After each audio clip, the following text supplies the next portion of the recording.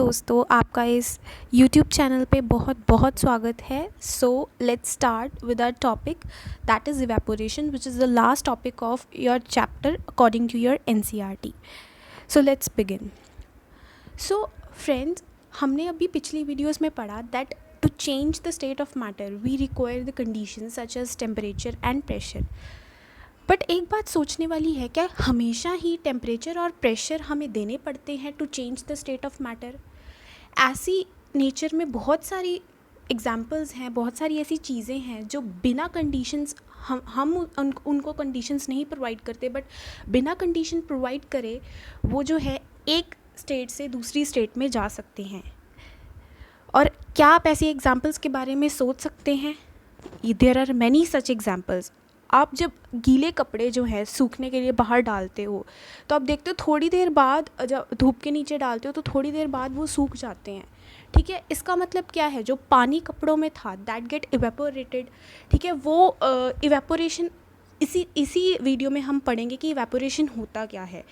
ठीक है, तो वो जो पानी है वो वेपर की फॉर्म में चेंज हो गया, तो इसका मतलब वहाँ पे भी स्टेट ऑफ मैटर तो चेंज हुई है।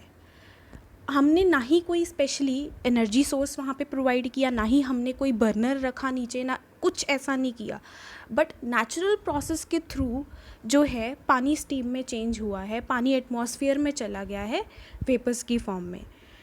सो यही जो प्रोसेस है इसी को ही हम इवेपोरेशन बोलते हैं, which is a natural process and it is responsible for changing the state of matter too. So water when left uncovered slowly changes into vapour. ऐसा भी होता है जब आप बहुत धूप हो बाहर and you left some water in a container, ठीक है, तो आप देखोगे या तो उसका लेवल कम हुआ होगा, ठीक है, या फिर वो सारा का सारा जो है उड़ चुका होगा।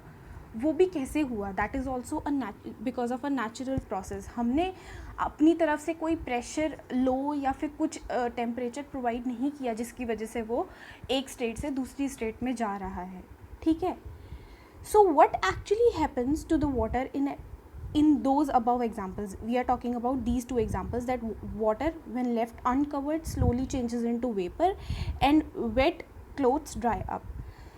So what actually happens is we know that particles of matter are always moving. ठीक है, ये बात हमें पता है, ये बात हमने प्रूव भी की थी characteristics of particles of matter में। And they are never at rest. ठीक है, रेस्ट का मतलब होता है स्टिल नहीं है वो, they always keep on moving.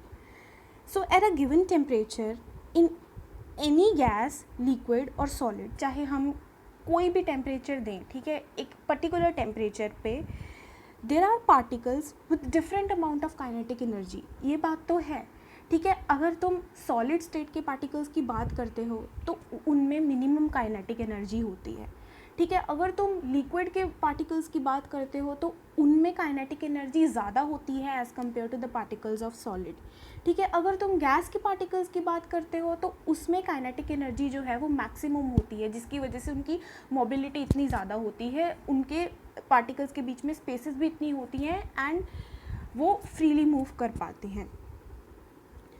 सो ये बात तो सही है that they have a different amount of kinetic energies. In this case of liquids a small fraction of particles at the surface, ठीक है। जब suppose we are having a liquid in a container, ठीक है, तो उसका जो surface होता है, उस surface पे जो surface वाली layer होती है, उस surface के जो liquid के particles होते हैं, ठीक है, उनमें जो काइनेटिक एनर्जी की अमाउंट है वो ज़्यादा आ जाती है as compared to the rest of the liquid. आप इसका मतलब समझ पा रहे हैं कि जब सपोज़ करो आपके पास एक कंटेनर है, उसमें लिक्विड पड़ा हुआ है, देन जो उसके सरफेस वाले पार्टिकल्स हैं लिक्विड के, वो ज़्यादा काइनेटिक एनर्जी गेन कर जाते हैं as compared to the bottom particles of liquid. Surface वाले जो पार्टिकल्स हैं अगर वो ज़्यादा काइनेटिक एनर्जी गेन कर रहे हैं तो इसका मतलब क्या है, सरफेस वाले पार्टिकल्स गैशियस स्टेट की तरफ मूव कर रहे हैं, they are gaining that characteristics of gaseous state, ठीक है, क्योंकि गैशियस स्टेट वाले पार्टिकल्स की ही काइनेटिक एनर्जी ज़्यादा होती है as compared to the liquid particles. तो इसी वजह से जो सरफेस वाले हैं, वो सरफेस वाले लिक्विड के पार्टिकल्स जो हैं वो गैस स्टेट में चलना शुरू हो जाते हैं due to the gaining of kinetic energy.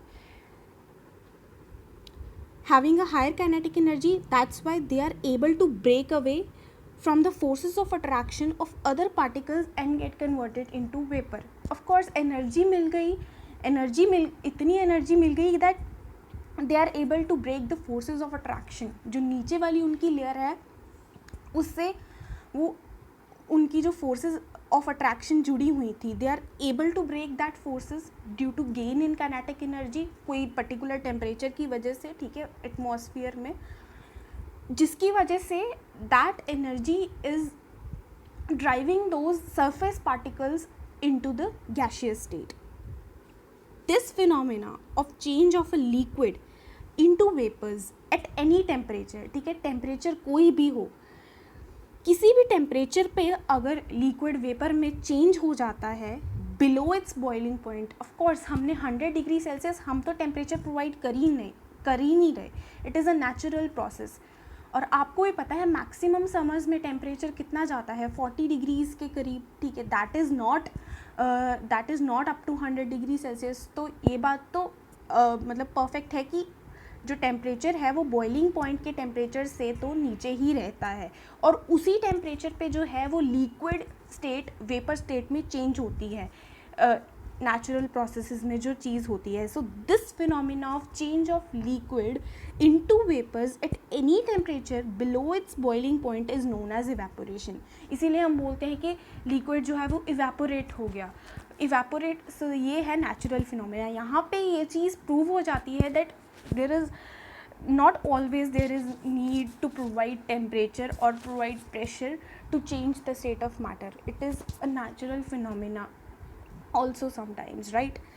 So अब ये तो हो गया evaporation के बारे में हमने पढ़ लिया, ठीक है. Now let's talk about the difference between the evaporation and boiling. First difference is that evaporation is a surface phenomena whereas boiling is a bulk phenomena. अब इस बात को समझते हैं. इवेपोरेशन कैसे हुआ सरफेस फिनोमेना. अभी मैंने आपको बताया कि जो सरफेस वाले पार्टिकल्स होते हैं लिक्विड के, वो ज़्यादा एनर्जी गेन कर लेते हैं एज़ कम्पेयर टू नीचे वाले लिक्विड के पार्टिकल्स से. तो वो एनर्जी गेन कर लेते हैं तो सरफेस वाले पार्टिकल्स के पास इतनी अथॉरिटी आ जाती है that they are able to break the forces of attraction जो उनके नीचे वाले लिक्विड के पार्टिकल्स के साथ थी.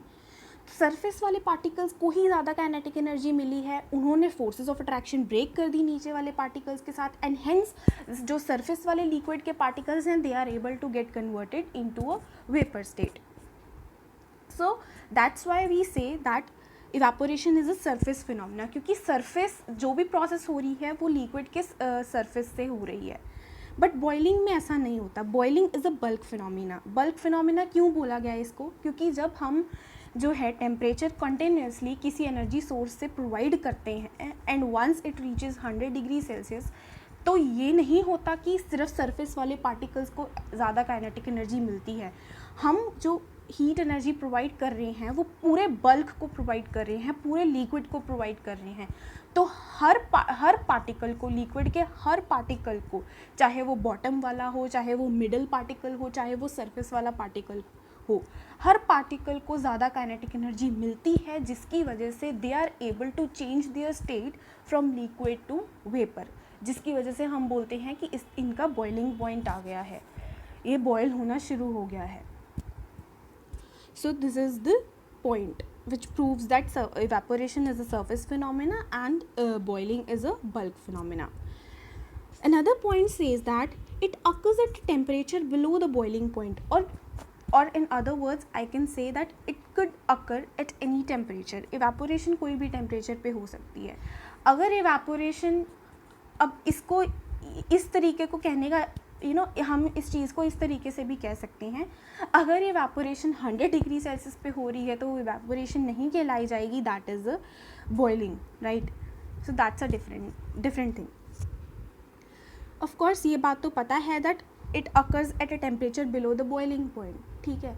तो अगर 40 डिग्री 30 डिग्री 50 डिग्री, अब इन टेम्परेचर्स पे आराम से इवेपोरेशन हो जाता है, आराम से। इवन आप देखते हो सर्दियों में भी कपड़े तो हमारे सूखते हैं, चाहे वो लेट सूखते हैं, चाहे उनको 4 घंटे या इतना टाइम लग जाता है, बट सूखते तो हैं ना, if we put them in the direct contact of a sunlight, सूखते तो हैं। तो हम so that's why we can say that evaporation can take place at any temperature below boiling point. But boiling जो है always occur at a boiling point of the matter, जो कि 100 degree Celsius होता है। 100 डिग्री सेल्सियस पे bulk phenomena की example भी आपको मिल जाती है। इवेपोरेशन जो है वो बहुत स्लो होता है, whereas boiling occurs very rapidly, क्योंकि इवेपोरेशन में हम एज सच कोई हीट एनर्जी का डायरेक्ट सोर्स नहीं प्रोवाइड करते, it is completely a natural phenomena. Whereas जो बॉइलिंग है उसमें हम स्पेशली कोई हीट सोर्स प्रोवाइड करते हैं, जिसकी वजह से जो है वो इवेपोरेट होता है। So that's why it is a rapid phenomena. Thermal energy supplied by surroundings, ये तो पता है। थर्मल एनर्जी का यहाँ पे मतलब है हीट। हीट जो है वो सराउंडिंग से मिलती है, वो सन से मिलती है, ठीक है। बट बॉइलिंग के केस में हम स्पेशली कोई ना कोई जो है हीट सोर्स उसको देते हैं, जिससे उसको थर्मल एनर्जी मिलती है, जिससे मैटर को थर्मल एनर्जी मिलती है। In evaporation there is a no bubble formation, कोई बबल फॉर्मेशन नहीं होती है, and in boiling there is bubble formation. So this is the main difference between evaporation and boiling, जो कि बहुत इम्पॉर्टेंट है। So that's it for this video. आगे का जो इवेपोरेशन का आधा टॉपिक है, will be covering it in the next video. Thank you very much for watching this video, and yes, now you can read first chapter of your NCERT, और आप पढ़ोगे आपको बहुत सारी चीज़ों का पता चलेगा। मे बी आप you can come across so many new things also. If you have any doubt, you can ask in a comment section. I'll make every effort to clear your doubt. So once again, thank you very much for watching this video. और अगर आपको ये videos अच्छी लगे, अगर आपको मेरी मेहनत की हुई अच्छी लगे PPTs पे, तो please hit the subscribe button, hit the like button. और subscribe button इसीलिए ज़रूरी है so that you can get the regular updates of a video whatever I am posting on this channel. Thanks a lot.